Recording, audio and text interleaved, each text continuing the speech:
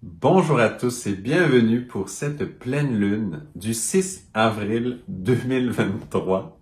Alors, c'est très spécial cette pleine lune. Premièrement, on est dans le temps de Pâques. Pâques, cette année, sera le 9 avril 2023. Donc, le 6 avril se trouve le jeudi saint. Donc ça, déjà, c'est un contexte particulier. Je le sais très bien, il y a d'autres Pâques, il y a d'autres traditions, ce n'est pas la seule, tout ça, mais quand même, comme on tombe sur cette ligne, et vous verrez, les aspects de cette pleine lune sont complètement liés à ce fameux jeudi saint. On va approfondir ça très bien ensemble. Cependant, je vous fais un petit clin d'œil juste avant, simplement. C'est la 3e fois que je fais cette vidéo-là. Il y a des complications assez élevées au niveau technique. Donc là, on retrouve un autre micro. Le micro que nous avions ne fonctionne pas. En tout cas, c'est simplement pour vous dire, c'est un peu particulier cette vidéo. Je crois qu'il y a des forces qui sont assez intenses. Et ça semble même affecter la technique. Là, peut-être que je suis dans un monde un peu... voilà, peut-être que je pousse un peu la chose, mais en tout cas, ça semble insister tellement, il y a sans doute des liens. Donc, allons-y dans cette pleine lune, là, sans plus tarder. Alors, les aspects du moment. Il y a 3 planètes qui viennent de changer de signe. Ça, on s'en rappelle, j'espère qu'on s'en rappelle bien de ça. Il y a Saturne qui vient d'entrer en Poisson, Pluton vient d'entrer en Verseau, Mars vient d'entrer en Cancer. Et Mars avait été longtemps en Gémeaux, donc son entrée en Cancer est importante, tout spécialement. Mais ce qui est très particulier cette fois-ci, c'est que toutes ces planètes, ces 3 planètes qui viennent de changer de signe, vont aspecter l'axe des nœuds lunaires, et tout spécialement la conjonction Mercure-nœud nord en Taureau. Et donc l'axe des nœuds lunaires, le nœud nord est en Taureau avec Mercure en conjonction, et puis le nœud sud, bien sûr, dans le signe opposé en Scorpion. Comment se font ces aspects? Eh bien, pour Saturne-Mars, ils travaillent ensemble, ils sont en trigone eux-mêmes et font donc 2 sextiles à la conjonction du nœud nord et de Mercure et un trigone chacun, donc 2 trigones avec le nœud sud en Scorpion. Pour Pluton, lui est opposé à la lune noire vraie et donc il fait cet axe Pluton-lune noire, toujours intéressant puisque les deux sont tellement liés, donc ça vient comme... On va pas s'attarder trop longtemps à la signification de ça, mais surtout, ça vient ajouter de la force à Pluton. Et lui, ses aspects avec l'axe des nœuds lunaires, ce sont des carrés. Donc, un carré de chaque côté, évidemment. Donc, un carré avec le nœud sud en Scorpion, puis un carré avec le nœud nord, avec la conjonction à Mercure en Taureau. Donc, ça, ce sont les aspects majeurs, avec les 3 planètes qui viennent de changer de signe. Donc, vous voyez que ça, c'est très particulier. On a aussi une conjonction en Bélier, donc Soleil, Jupiter, Chiron, en Bélier. Bien sûr que ça fait partie de la pleine lune elle-même, qui n'est rien d'autre qu'une opposition Soleil-Lune. Et donc, on a ça en Bélier, Chiron, Jupiter, Soleil, et en face, dans le signe de la Balance, on a bien sûr la Lune. Donc voilà les aspects. Comment est-ce que l'on va creuser tout ça? Eh bien, tout simplement, on va lier ça d'une façon exceptionnelle. C'est très rare que l'on fait ça. Mais au jeudi saint lui-même, directement. Puis on va aller voir comment les astres, comment les aspects viennent toucher ça. Alors, le jeudi saint, c'est le dernier repas, c'est la dernière scène. C'est un moment où Jésus, donc, est là, pour ceux qui n'aiment pas Jésus ou qui n'ont pas de lien avec cette tradition ou qui ne connaissent pas, eh bien, relativement rare, mais quand même, si vraiment on a une aversion ou autre là avec ça, imaginez n'importe quel grand être. N'importe quel grand être, là, un grand maître spirituel, de toutes sortes, celui qui vous parle le plus ou celle qui vous parle le plus, comme ces grands êtres-là qui guident l'humanité et qui transforment l'humanité et qui amènent un grand enseignement qui révolutionne tout sur Terre. Imaginez ça. Et imaginez qu'on se retrouve justement dans cette dernière scène. On va imaginer ce moment. Et qu'est-ce qui se passe? Eh bien, Jésus donne cette image de la communion.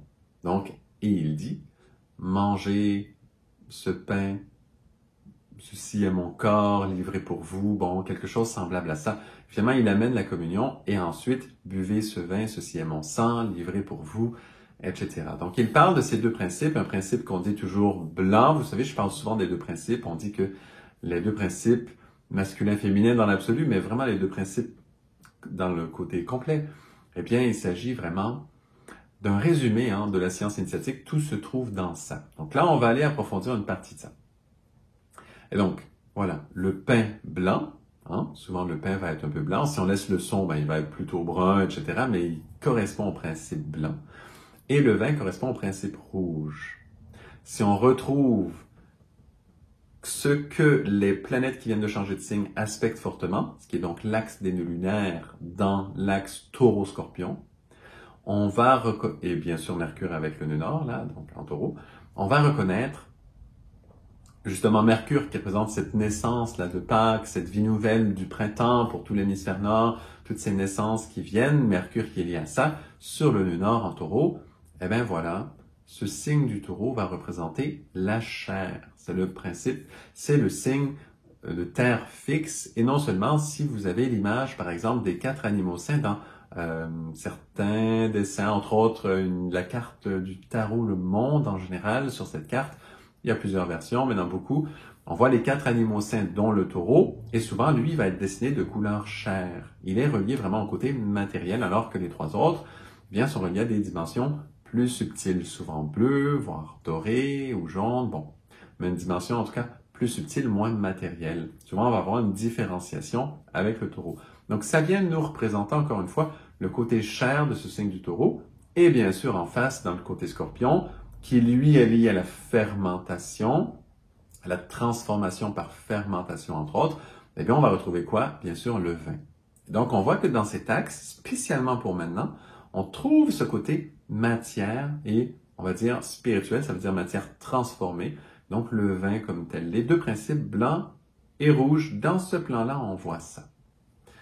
Donc ça, c'est bon, on vient témoigner de ça, mais retournons dans ce moment de la dernière scène ensemble, où le grand être, eh bien voilà, il vient donner au monde ce principe de la communion, et il souligne cette différence, donc, il vient honorer ces deux principes.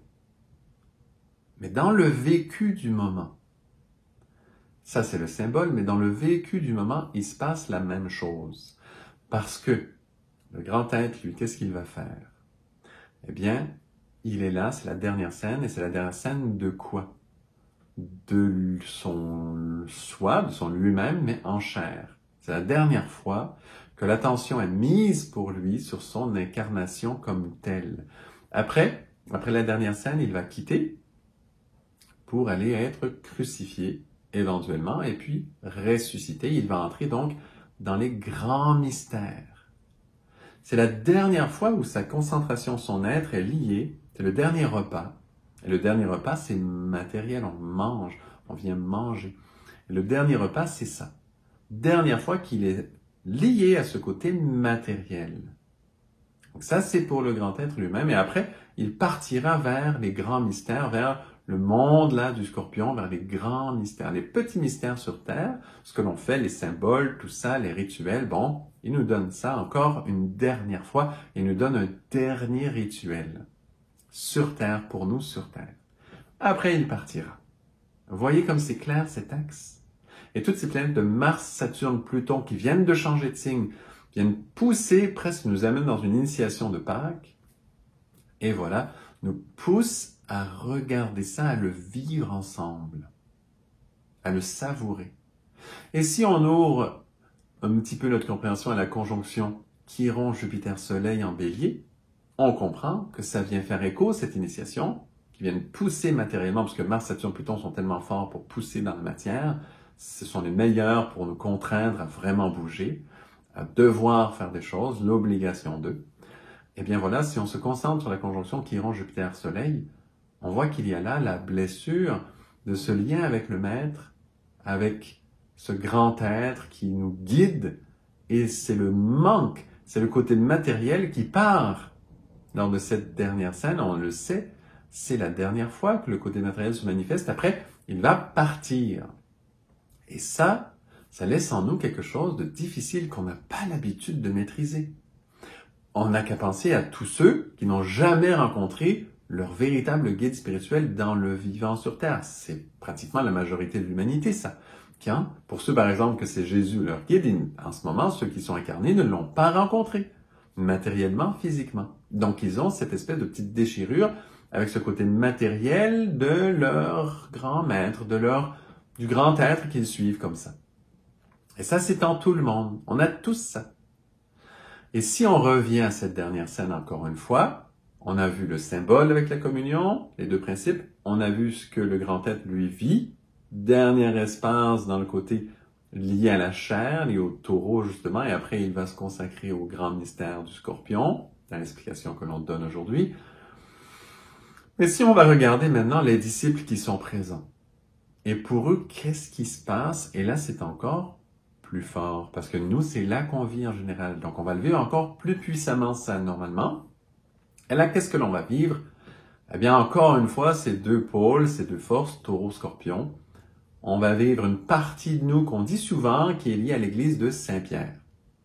Et là, on va dire, c'est le côté, l'église de Saint-Pierre, c'est une façon de parler qui veut dire simplement l'église extériorisée. Que ce soit une religion ou une autre, c'est un symbole, ça marche pour tous. Ceux qui vont maintenir les rituels, ceux qui vont maintenir le côté extérieur, le côté officiel, toute la gestion, la politique religieuse, etc. Tout ça, ça va être l'église de Saint-Pierre. Et de l'autre côté, et ça, bien sûr, c'est le côté matériel qui correspond au taureau, et de l'autre côté, on a bien sûr le côté scorpion qui correspond à l'église qu'on dit de Saint-Jean et qui parle vraiment du côté spirituel, donc du côté intérieur des disciples. Et là, on va voir à quel point, dans ce moment de la dernière scène, cette réalité, comment elle se meut, comment elle se bouge et comment elle est tellement forte et importante. Et on a quelque chose à ce Pâques-ci 2023 à vivre avec cette dernière scène et toute cette période de Pâques pour assimiler ça plus profondément et le vivre beaucoup mieux, beaucoup plus intégré et être en paix donc avec cette espèce de blessure de voilà, notre grand maître, notre grand être qui nous guide, nous manque, n'est pas présent à nos côtés. Alors voilà, on est dans cet espace-là. Et donc, on se met dans cet espace de la dernière scène et on essaie d'imaginer. Et on imagine Jésus, mais si vous voulez imaginer un autre grand être, c'est parfait. Mais voilà, on imagine, on va dire Jésus, et il est là pour la dernière scène, et il regarde ses disciples. Et il donne encore une fois, puisqu'il est dans cet espace de chair, il s'adresse encore une fois à l'espace de chair, donc à l'église de Saint-Pierre.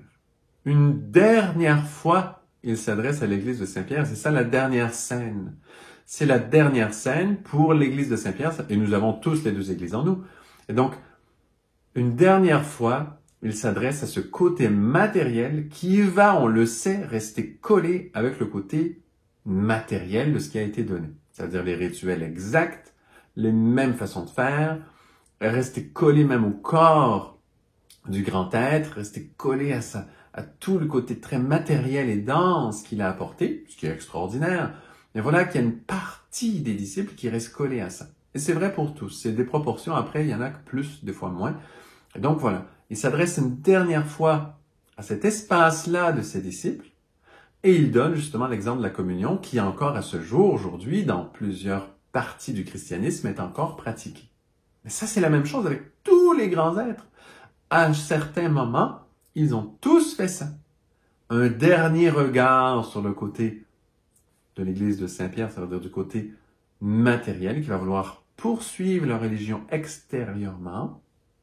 Un dernier regard sur ça, il donne un dernier symbole tellement important et chargé, qui d'ailleurs porte la clé de la résolution de la tension qui suit, puisque pour cette force de Saint-Pierre dans les disciples, après, il y a un manque béant qui est comme ça ouvert et qui va manquer pour toute la vie. Et c'est ça la conjonction Chiron-Jupiter-Soleil en Bélier. C'est la blessure Chiron, la blessure liée à ce grand être qui nous manque tout le temps. Mais il manque à qui? Il manque à cette église de Saint-Pierre. Et voilà que dans cette dernière scène, Jésus regardait ses disciples et surtout cet aspect de l'église de Saint-Pierre. Donc pour ceux qui en avaient moins, on peut penser à Saint Jean par exemple, qui représente l'autre partie de l'église, plus intérieure, plus mystique. Eh bien, probablement qu'ils ont reçu très peu de regards de Jésus à ce moment-là. Parce que Jésus était occupé à donner la dernière poussée possible, la dernière petit ajustement sur cette matérialisation extérieure du mouvement spirituel qu'il va amener sur Terre.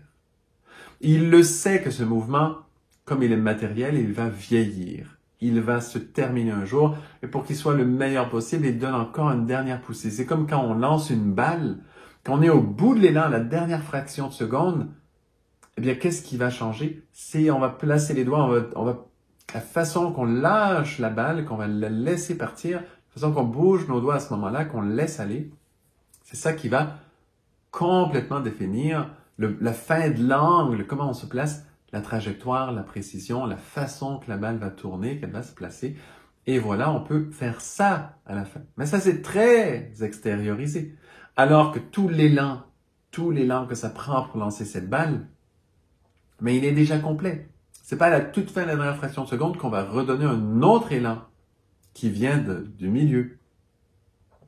L'élan, ça se poursuit et là, c'est pratiquement terminé, c'est juste la fin. Et donc, on peut juste toucher matériellement ce qui reste et tout le côté intérieur est déjà placé.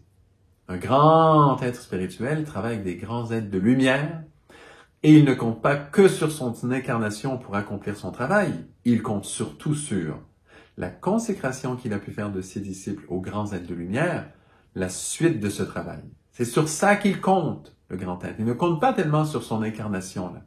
Parce que ça, il le sait, que tous ses disciples vont être collés à lui, vont être collés au côté extérieur, au côté Église de Saint-Pierre, ça veut dire collés à lui-même. Et bien sûr, et c'est bien de le respecter puisqu'il est ce symbole de cette autorité spirituelle, donc c'est normal de prêter respect et d'avoir cette attitude.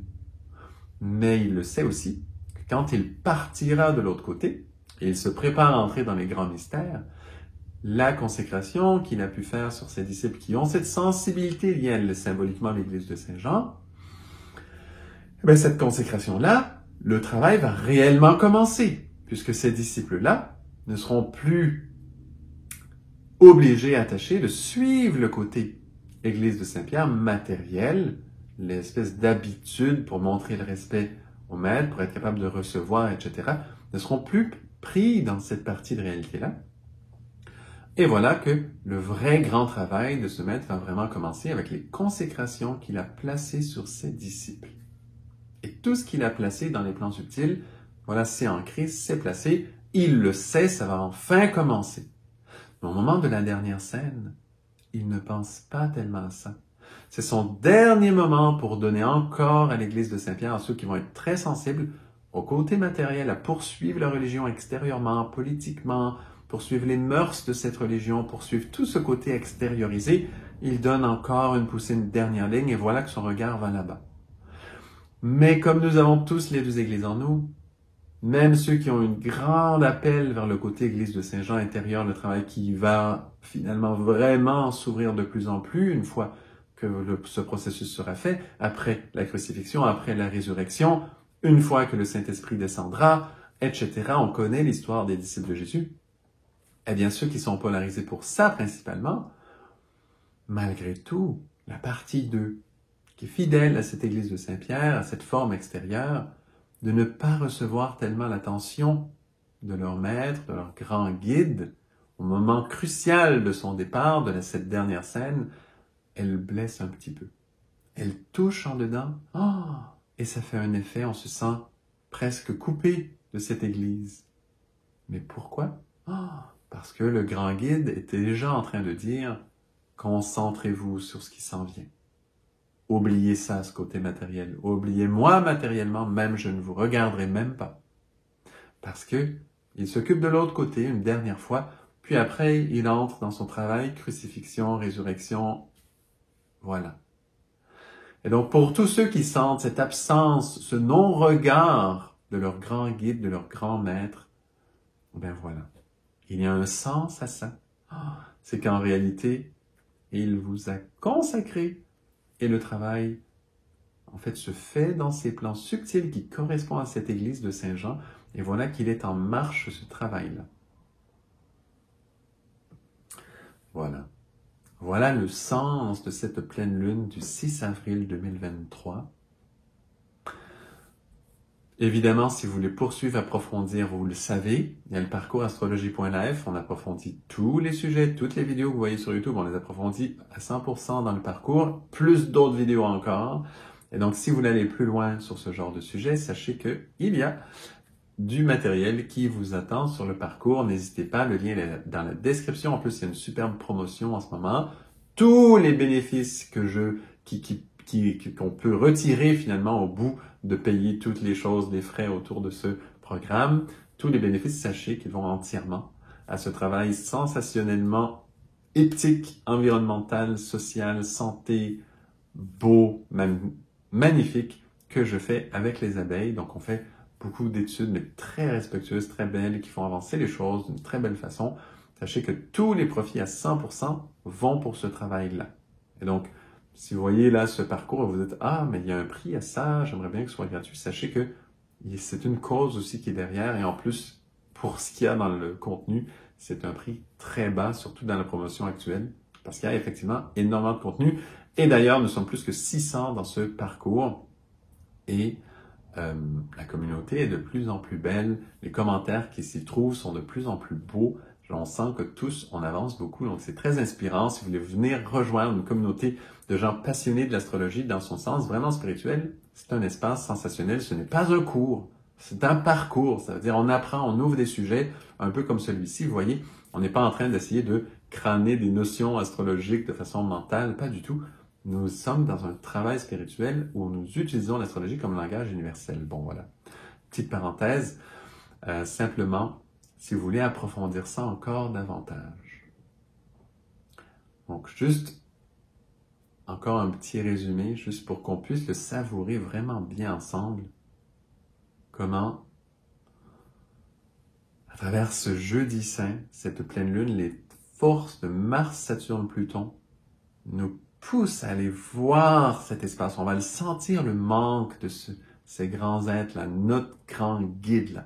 On va sentir ce manque-là. Et c'est une opportunité d'aller visiter en nous, d'aller placer ces deux dimensions, voir que le manque vient de ce côté un peu Église de Saint-Pierre qui est en nous, qui se colle un peu au côté matériel, au dogme, aux façons de faire, aux schémas préétablis à tout ça, et que l'autre aspect en réalité, l'aspect en nous relié à l'Église de Saint-Jean, ne demande que de s'ouvrir et enfin de s'épanouir. Et ça répond, entre autres, à une question que l'on peut entendre, une phrase que l'on peut entendre des grands maîtres qui dit « Ils sont sur le point de partir » et souvent on a entendu de quelques-uns d'entre eux, en tout cas moi je sais, mais voilà, je n'ai toujours pas commencé mon travail et pourtant ils sont sur le point de partir. Quand nous entendons ça, la partie en nous, Église de Saint-Pierre, va réagir en disant « Mais c'est terrible, on ne lui a pas donné les conditions pour qu'il travaille, et là il part, mais son travail n'a même pas commencé, c'est un échec total. » Voyez? Ça, c'est la partie en nous, Église de Saint-Pierre. Et c'est la même chose pour toutes sortes de phrases comme ça, qu'on entend de ces grands êtres et qu'on va croire, voilà, mais c'est terrible ce qui se passe. Mais cette partie qui entend que c'est un échec, que c'est terrible le travail des grands, eh bien, c'est cette partie de l'Église de Saint-Pierre en nous qui s'attache au dogme vraiment extérieur. Mais la partie en nous reliée à l'Église de Saint-Jean, qui a été consacrée aux grands êtres de lumière, qui va ne faire que commencer vraiment, en tout cas, augmenter et accélérer son travail, eh bien ça, cette partie-là entend cette même phrase complètement différemment. Elle entend quoi? Elle entend voilà, je n'ai même pas encore commencé mon travail, ça veut dire, vous allez voir quand je partirai de l'autre côté, ce que j'ai semé en vous, dans cette église de Saint-Jean, dans votre cœur, à chacun, eh bien là, ça va prendre toute une ampleur et vous verrez, mon travail commencera enfin. Deux façons de l'entendre, nous entendons tous les deux, mais voilà qu'on a la chance, lors de cette pleine lune, d'aller ajuster le tir un tout petit peu et d'aller s'adapter et choisir mieux quel côté de ce genre de phrase nous pouvons entendre et lequel nous voulons nourrir et vivre avec. Et voilà. Voilà, donc très joyeuse Pâques à tous, surtout bon jeudi saint, bon approfondissement de ces notions. Et encore une fois, sachez que si vous venez dans le parcours, il y a une version de ça, encore beaucoup plus profonde, qui vous y attendra. Donc, merci infiniment à tous et à très bientôt pour la suite.